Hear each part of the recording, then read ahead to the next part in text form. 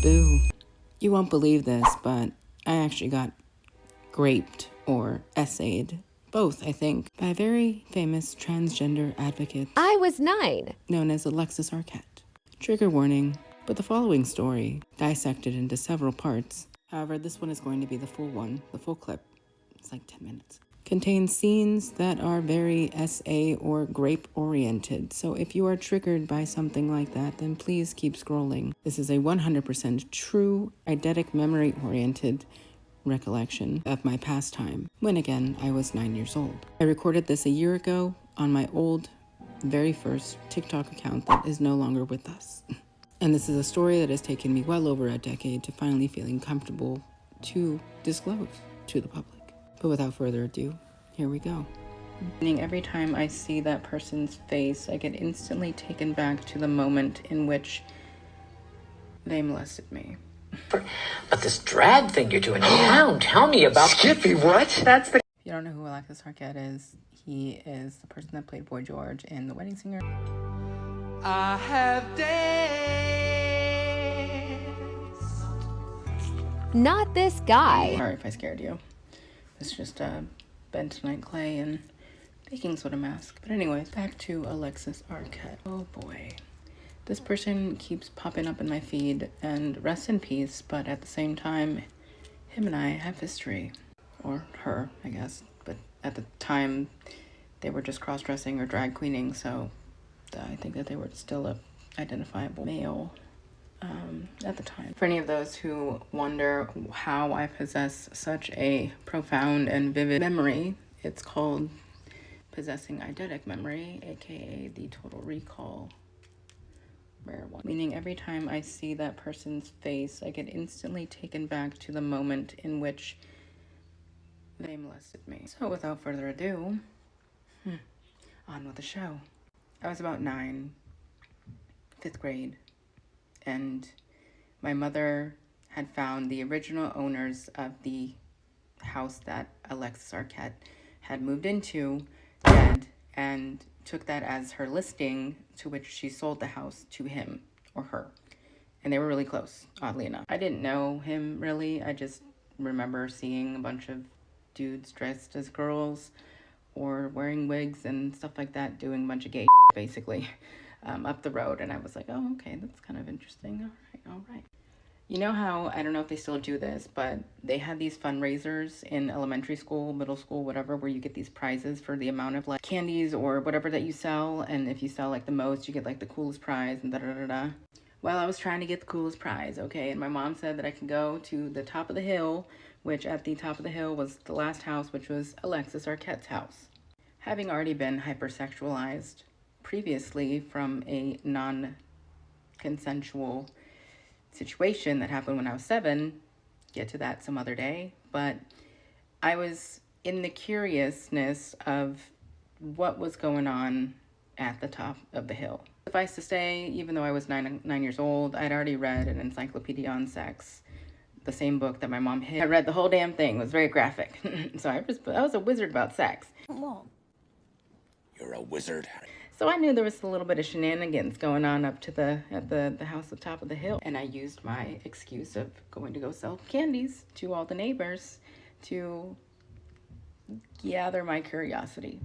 I knew all the terms: gay, straight, lesbian, Kama Sutra. Like, I mean, I read all of it. There was hentai in that book. I mean, I was down. Like, I was like, okay, let me just read this on the toilet. But anyways, having been a master of sex already at 9 years old, whatever, I proceeded to go up to the last house at the top of the hill.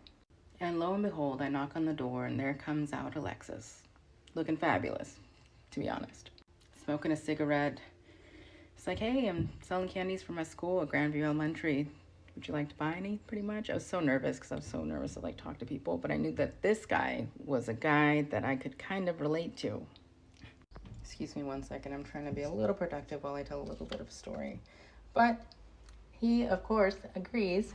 And I don't know if he knew that I was my mom's kid.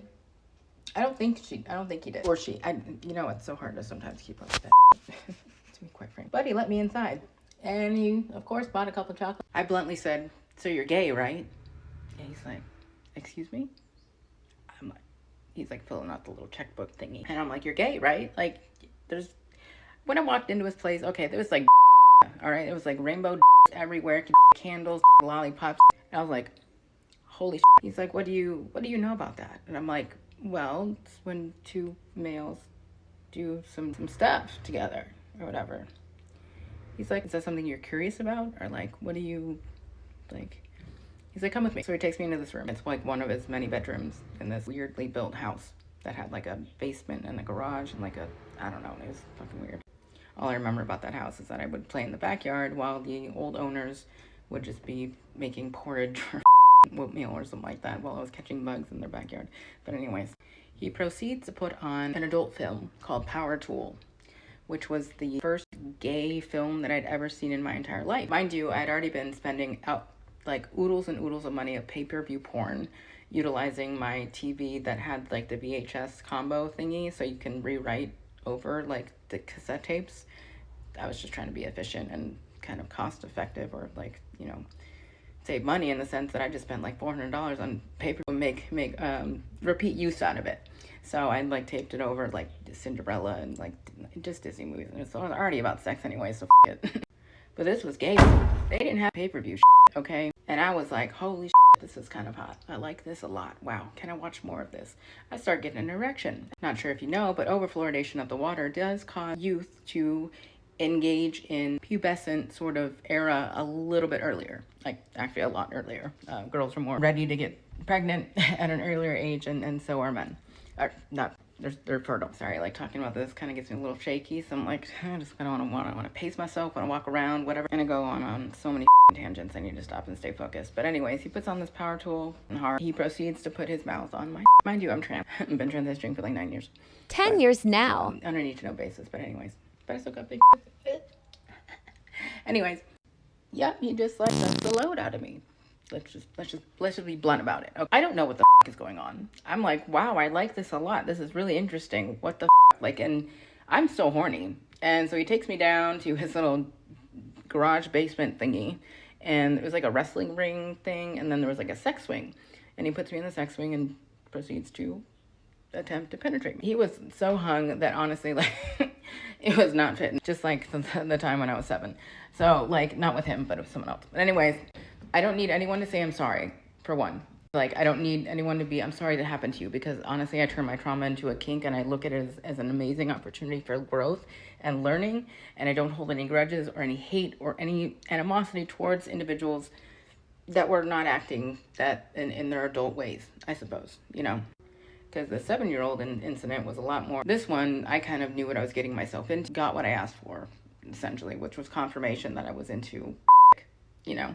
Well, you don't know, but anyways, the most up thing about this is that not only is it showing up in my feed, like him for some reason, but it, I keep getting reminded of these flashbacks, and then I get reminded of the aftermath of what had happened. Brought to you by Part to coming up. Thank you for your time. Also, if no one has told you today, I love you.